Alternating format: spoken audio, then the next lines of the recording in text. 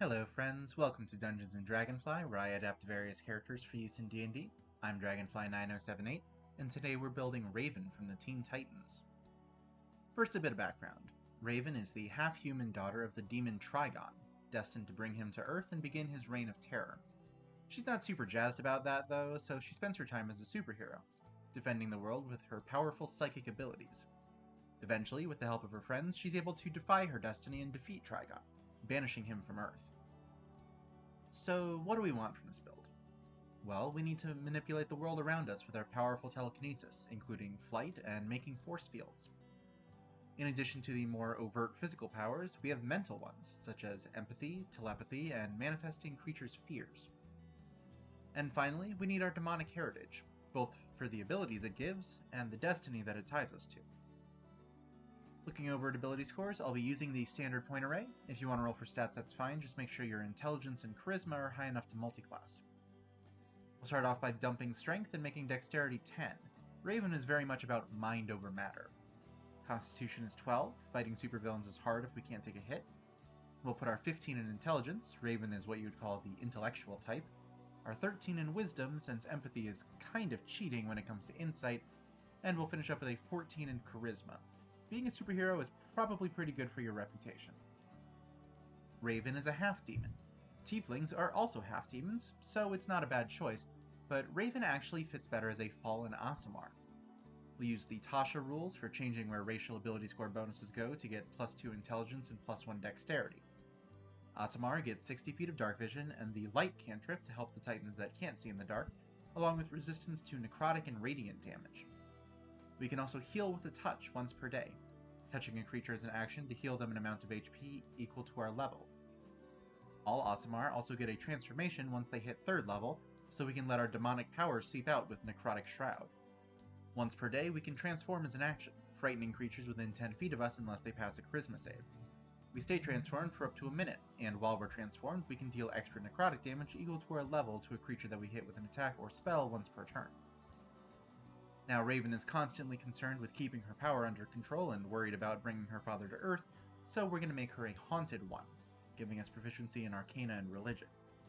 We also get 2 languages, one of which has to be from a list of fancy languages, so we'll take Celestial and Infernal to really drive home that dichotomy within Raven. Now, Raven is the most bookish of the Titans, so we'll get her a spell book and make her a wizard. We get 2 skills from the wizard list. I would go with History and Insight. Wizards also get Arcane Recovery, letting us recover spell slots during a short rest once per day. We can sit down and meditate to get back a number of expended slots with total level up to half of our wizard level, although none of them can be over 5th level. Speaking of spells, we get them. Lots of them. Wizards get lots of spells, and we have lots of wizard levels. Starting with cantrips, we get Mage Hand for some minor telekinesis, Blade Ward to throw up a quick shield that gives us resistance to bludgeoning, piercing, and slashing damage for a turn, and Mind Sliver for a quick Psychic Jolt that deals up to 4d6 psychic damage to a creature that fails an intelligence save. They also subtracted d4 from their next saving throw this turn to give our team an opening. I haven't built any of the other titans, but I suspect all of them have some kind of saving throw based effect that this can help with. Wizards get 6 spells at 1st level and 2 more every level afterwards. There are a lot of spells in this build, guys. I think Raven ends up with 54 spells including cantrips, so let's do it! Catapult telekinetically yeets a small object within 60 feet, throwing it in a 90-foot line. If it hits a creature, they make a dexterity save or take 3d8 bludgeoning damage. If they succeed, they jump out of the way and the object keeps moving. Talk to your DM, see if they'll allow different kinds of damage depending on what you throw. Raven just kind of throws whatever debris is around, and I could see broken glass doing slashing damage or something like that instead of bludgeoning damage. Tensor's floating disc is useful to carry things around, creating a 3-foot diameter plane of force that floats off the ground, follows us around, and can hold up to 500 pounds. We can throw up a force field with shield to boost our AC by 5 as a reaction, and Mage Armor is more of a skin-tight force field, making our AC 13 plus our dexterity. We'll also grab Sense Emotion for our empathy, letting us feel the surface emotions of humanoids within 30 feet, and Detect Magic because we're the team's magical experts, so it would be good if we could tell when magic is happening. That said, most of our powers aren't technically magic, they are actually psionics. We get a Psionic Focus, an object that focuses our psychic powers. The object is a spellcasting focus for us, and as long as we have it, we can reroll any damage dice that come up 1s for our wizard spells, as long as those spells are dealing psychic or force damage. We learn the message cantrip to send a message to a creature within 120 feet, and thanks to our psionic devotion, we don't need to point at the creature and whisper the message out loud, we can just send it telepathically. Identify tells us what a magic item is and how many charges it has left, or what spells are affecting the creature that we touch. Beast Boy gets into enough weird shit that it would be nice to tell if he's cursed. Featherfall lets us float up to 5 fallen creatures down to the ground safely. Now, most of the other titans can already fly, so this is for Cyborg, I guess? I mean, even Robin has grappling hook. 3rd level wizards get 2nd level spells, like Levitate, to float ourselves or another creature vertically. Technically, Raven doesn't fly, she levitates. But Levitate doesn't let us move horizontally, so we'll get Levitate for now and fly later so we can levitate properly. We'll also grab Hold Person to wrap someone up in something Static Shock style to paralyze them if they fail a Wisdom save. That was airing at the same time as Teen Titans, by the way. Why did we not get a crossover episode? That's a real missed opportunity. Those were both great shows. For our first ability score improvement, we'll take the Warcaster feat, giving us advantage on concentration saves and the ability to cast a spell instead of making an attack of opportunity. This spell has to take just 1 action to cast and can only target the creature who triggered the opportunity attack, but hey, we just got Hold Person, maybe try that. Alternatively, try Chill Touch, which we also get at this level, a ranged spell attack that deals up to 4d8 necrotic damage on a hit and stops the creature from healing for a turn. It also gives them disadvantage to attack us if they're undead. Oh wait, that's a ranged spell attack, and an opportunity attack still technically has them in melee range, so we'd have disadvantage. Yeah, maybe don't do that. Hold Person is probably better. For more 2nd level spells, Augury does a reading of bones or tarot cards, something like that, asking if a course of action is a good idea. We're told wheel for yes, woe for no, wheel and woe, or neither wheel nor woe. Thought Shield is good if there are other telepaths around, shielding our mind for 8 hours, preventing it from being read or detected, stopping us from being telepathically contacted unless we allow it, and giving us advantage on saves against any effects that would tell if we are lying. At 5th level, we get, you guessed it, more spells! Remember when I said we'd get Fly while I was talking about Levitate? Well, now we're getting Fly to give us a 60-foot levitating speed. Fear projects a creature's worst fears in a 30-foot cone, frightening any creatures in the area who fail a Wisdom save and making them drop anything they're holding. If you're a bank robber and a scary demon lady tells you to drop the money, you generally tend to do what she says. Any creatures frightened this way also have to spend their action dashing away from us. If they end their turn without line of sight to us, they can make another Wisdom save to try to end the effect. 6th level psionics can adopt a thought form, becoming a luminous figure that can look like whatever we want, like, say, a glowing black bird.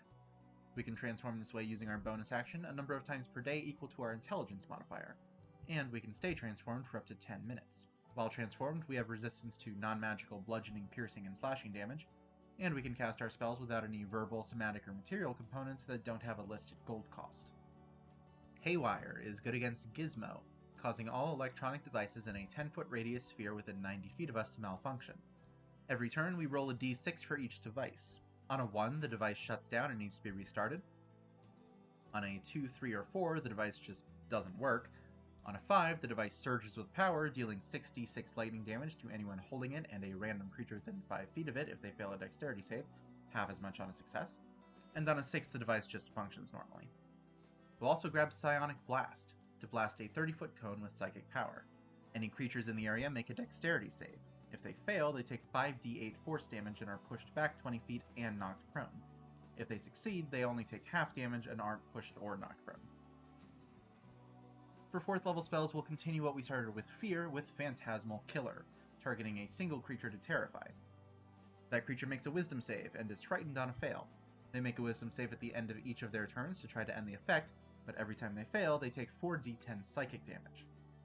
Evard's Black Tentacles summons a field of writhing tendrils that fill a 20-foot square. The area becomes difficult terrain, and when a creature enters the area or starts its turn there, they make a dexterity save, taking 3d6 bludgeoning damage and being restrained on a fail. If they start their turn already restrained, they take the damage as well.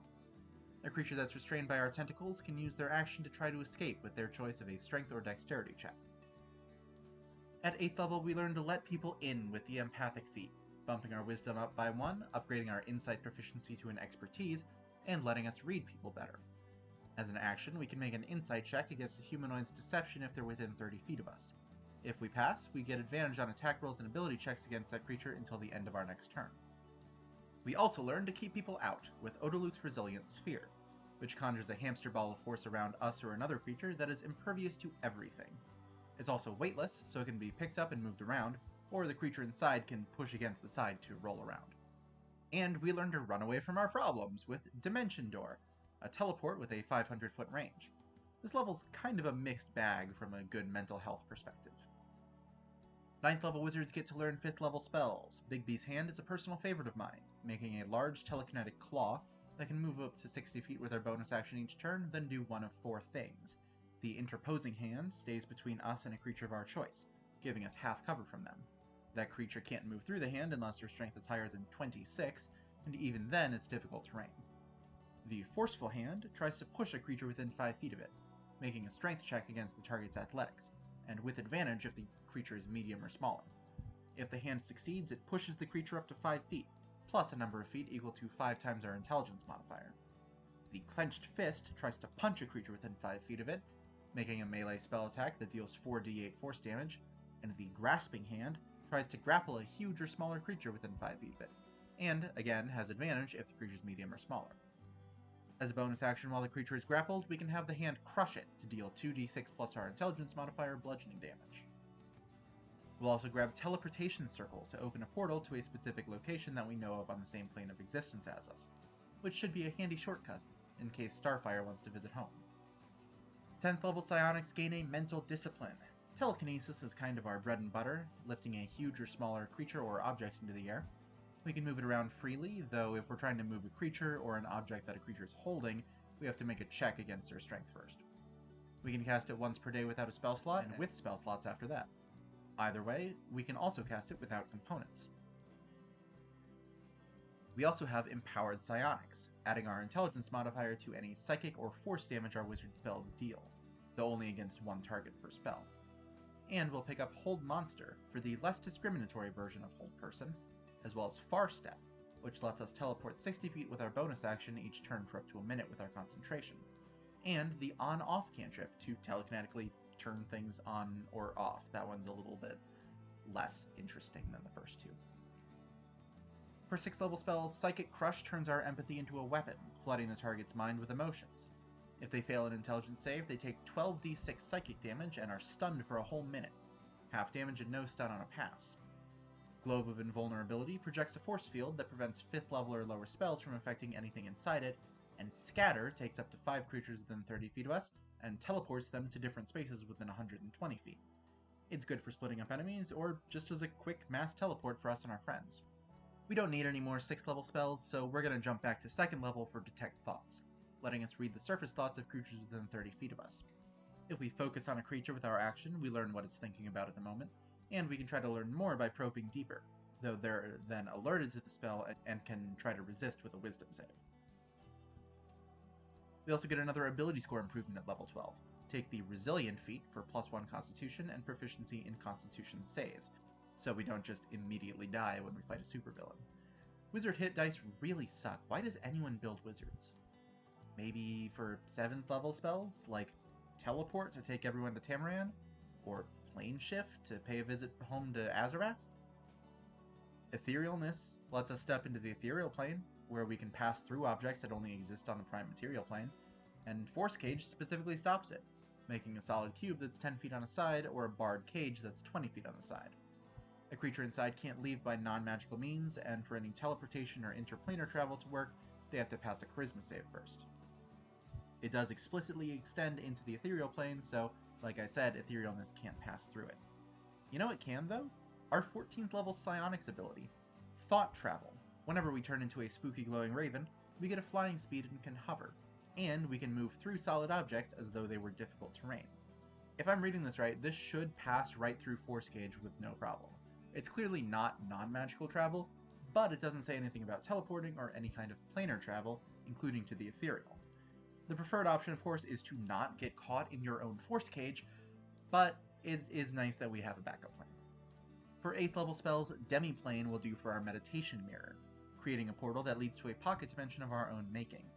Now the spell says that the Demiplane is an empty 30 by 30 by 30 room, but that's kind of dull, so I have no problem making this a portal into our own mind. I mean, we're the only one who will be going in there anyway, as long as everyone stays out of our room, beast boy. We'll also pick up Maddening Darkness for whatever the fuck Raven did to Dr. Light. We make a 60-foot radius sphere of magical darkness that can't be illuminated by anything short of a 9th level spell, and can't be seen through with dark vision. Any creature that starts their turn in the sphere makes a wisdom save, or takes 8d8 psychic damage, half on a success. For our next ability score improvement, we'll begin to fulfill our destiny and display the Mark of Scath with Aberrant Dragonmark. Our constitution rounds off to 14, and we learn a cantrip and a first level spell from the sorcerer list. We'll take Thunderclap for the cantrip, blasting creatures next to us with up to 4d6 thunder damage if they fail a constitution save, and Magic Missile for the first level spell, throwing 3 blasts of force that home in on their targets, dealing 1d4 plus 1 force damage per dart. The darts can target the same creature or different ones. We can cast Magic Missile once per rest using our mark, and with spell slots as normal. When we cast it with our mark, we can also expend one of our hit dice. If the die comes up even, we gain that many temporary HP. If it comes up odd, a random creature within 30 feet takes that much force damage. If there aren't any other creatures within 30 feet, then we take the force damage. We'll also pick up Telepathy to form a psychic link with a creature we're familiar with regardless of the distance, letting us talk back and forth for a full day. If we don't want to use up our 8th level spell slot on that, we can use Sending instead, shooting a quick 25-word message to a creature we know, and letting them respond in kind. Unlike Telepathy, this can also cross dimensions, though if the creature isn't on the same plane as us, there's a 5% chance that the spell doesn't work. Oh my god, wizards have so many spells! 17th level wizards get 9th level spells! Weird isn't that weird, it's just what happens after we watch too many scary movies. It's effectively an area of effect version of Phantasmal Killer from 10 levels ago, frightening every creature in a 30-foot radius sphere centered on a point we choose within 120 feet. Those creatures all make wisdom saves at the end of each of their turns, ending the effect on a success and taking 4d10 psychic damage on a fail. And we'll finally fulfill our destiny by becoming Trigon's Gate. We open a portal to another plane, and if we speak the name of a specific creature when we do so, the portal opens in that creature's vicinity and pulls them through. At 18th level, we completely master 2 spells, one first level and one second level, letting us cast them at will without spending a spell slot. I would say Sense Emotion for the first level and Levitate for the second. We also learn how to stop time, giving us 1d4 plus 1 free turns to do whatever we want, though the spell does end if we affect a creature other than ourselves during those turns, or move more than 1,000 feet from where we cast Time Stop. Astral Projection projects our soul self to explore the astral plane. It's a really complicated spell, and this is the 48th spell I've talked about in this video, with 6 more to go, so I'm not going to go into it in depth. It's in the Player's Handbook, page 215. It's a very complicated spell. We'll round off our Dexterity and Intelligence with our last ability score improvement, and pick up the best force field spell, Wall of Force, which makes a flat wall made of 10 10-foot by 10-foot panels, or a sphere or hemisphere with a 10-foot radius. The wall is invisible and impenetrable, and extends into the ethereal plane to block travel there as well. It's completely immune to Dispel magic, but it can be destroyed by a Disintegrate spell. And we'll defy our destiny by returning Trigon to where he came from with Banishment, sending a creature either to a harmless Demiplane, or to its home plane if they fail a Charisma save. If they go to their home plane and we manage to concentrate on the spell for the full minute duration, they stay on their home plane and have to find another way back.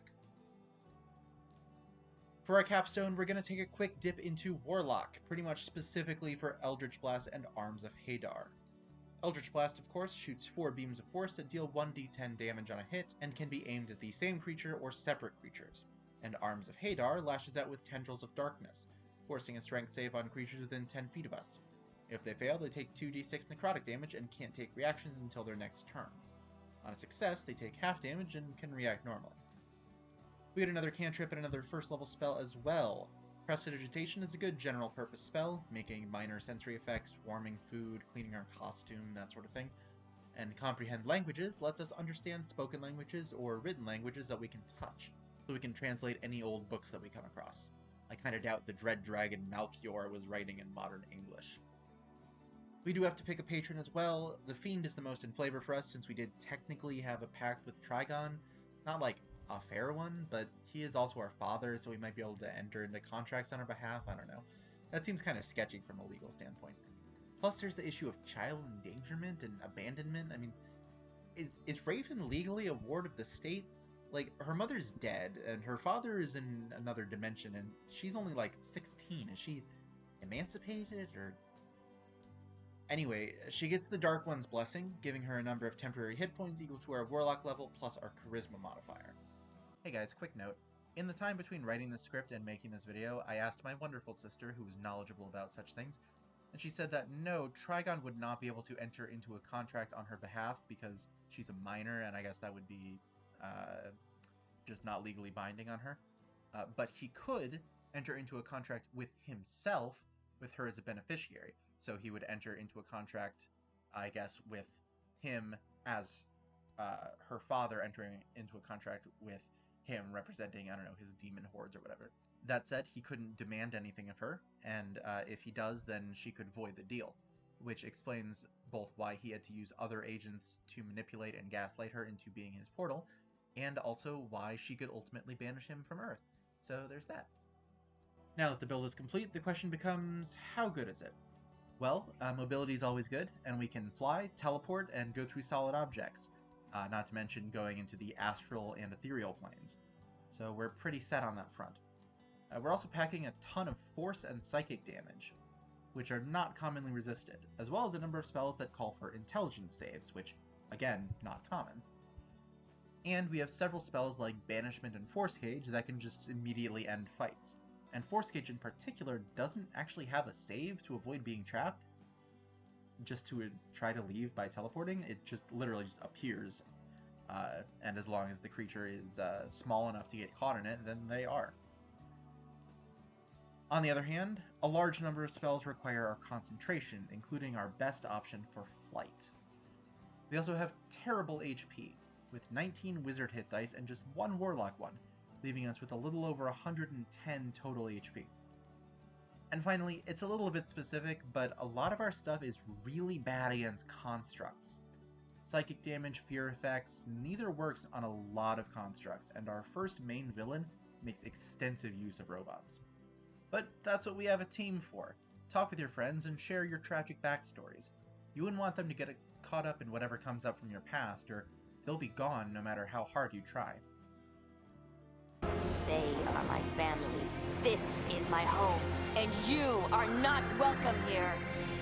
Azarath Metreon Xanthos!